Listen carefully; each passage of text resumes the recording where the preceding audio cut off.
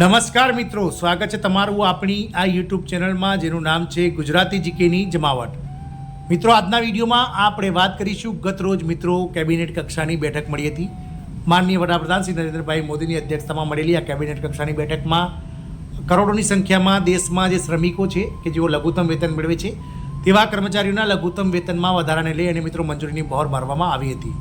નાણાં વિભાગ દ્વારા મિત્રો ગઈકાલે જે છે તે મિત્રો ઓફિસ મેમોરેન્ડમ બહાર પાડવામાં આવી છે અને પરિપત્ર જાહેર કરી અને જે કેબિનેટ કક્ષામાં નિર્ણય લેવામાં આવ્યો હતો તે પ્રમાણે અલગ અલગ કેટેગરીના જે અસંગઠિત ક્ષેત્રના જે શ્રમિકો છે તેમના લઘુત્તમ વેતનમાં વધારો કરી દેવામાં આવે છે.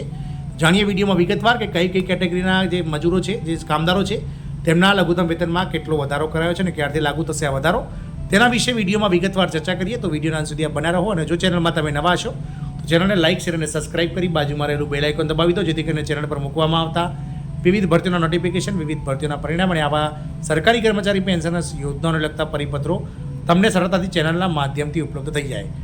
તો મિત્રો, લઘુત્તમ વેતનને લઈને સરકારનો મોટો નિર્ણય. હવે સરકારી કર્મચારીઓની માફક જે કર્મચારીઓ છે મિત્રો, કામદારો છે, તેમને પણ મિત્રો પગાર વધારો મળશે. મિત્રો, દેશના શ્રમિકોને મોટી ભેટ આપીને વડાપ્રધાન નરેન્દ્ર મોદીએ તેમની દિવાળીને વધુ ઉજ્જવળ બનાવી છે.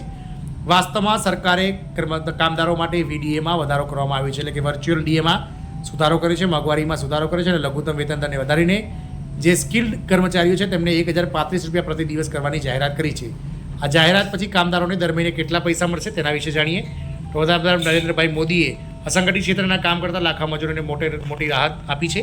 કામદારોની જીવનશૈલી સુધારવા માટે સરકારે કામદારો માટે ચલ મોંઘવારી ભથ્થુમાં જે છે તે મિત્રો ફેરફાર કરીને લઘુત્તમ વેતન દર ₹1035 પ્રતિ દિવસ કરવાની જાહેરાત કરવામાં આવી છે. આવી સ્થિતિમાં ચાલો જાણીએ કે હવે તમને કેટલા કામદારોને કેટલા પૈસા હાથમાં આવશે. તો શ્રમ મંત્રાલય દ્વારા જારી કરવામાં આવેલા નિવેદનમાં કહેવામાં આવ્યું છે કે આ પગલાંનો હેતુ કામદારોને વધતા ખર્ચને દૂર કરવામાં મદદ કરવાનો છે.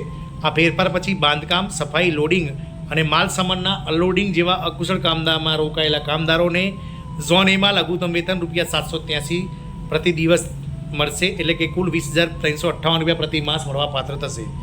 નવા દરો ક્યારે લાગુ થશે? તો કામદારો માટેના નવા દરો આ મહિનાની 1 તારીખથી એટલે કે 1 ઓક્ટોબર 2024થી લાગુ થશે અને તેમને એપ્રિલ 2024થી લાભ આપવામાં આવશે. તમને જણાવી દઈએ કે આ વર્ષનો આ બીજો સુધારો છે.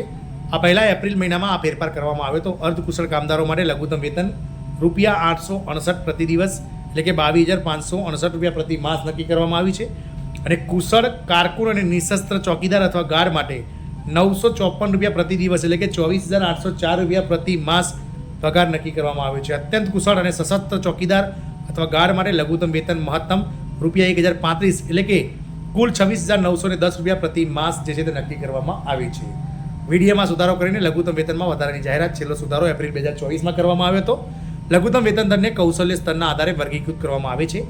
અકુશળ, અર્ધકુશળ, કુશળ અને ઉચ્ચ કુશળ તેમજ ભૌગોલિક વિસ્તાર A, B અને C એમ આ ચારે કેટેગરીમાં ABC કેટેગરી પ્રમાણે જે છે તે મિત્રો ભાગ પાડવામાં આવે છે. શ્રમ મંત્રાલયના નિવેદનમાં કહેવામાં આવ્યું છે કે કામદારો, ખાસ કરીને અસંગઠિત ક્ષેત્રના કામદારોને ટેકો આપવા માટે એક મહત્વપૂર્ણ પગલાં તરીકે કેન્દ્ર સરકારે વેરિયેબલ ડીએનએસ એલાઉન્સ એટલે કે VDA એટલે કે ચલ મોંઘવારી ભથ્થામાં સુધારો કરીને લઘુત્તમ વેતન દરમાં સુધારો કરવાની જાહેરાત કરી છે.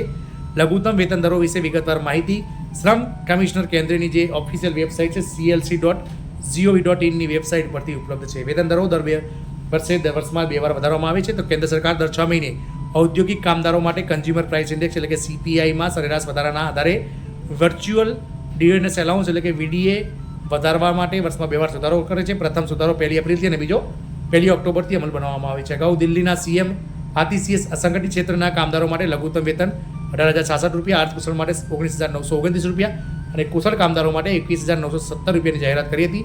દિલ્હીના મુખ્ય પ્રધાન તરીકેની જવાબદારી સંભાળ્યા પછી આરટીસીએ કહ્યું હતું કે આપ સરકારે શહેરી મજૂરો માટે લઘુત્તમ વેતન લાગુ કર્યું છે. આ દેશમાં સૌથી વધુ છે.